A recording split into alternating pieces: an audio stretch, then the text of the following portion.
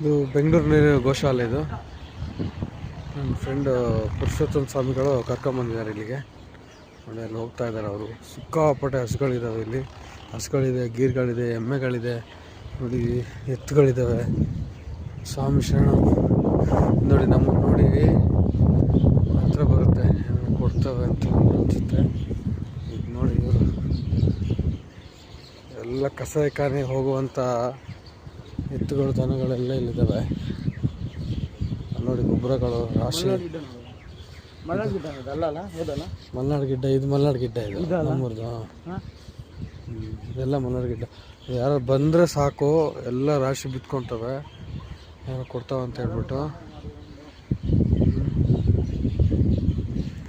ಪಾರಿವಾಳಗಳ ರಾಶಿನೇ ಇದೆ.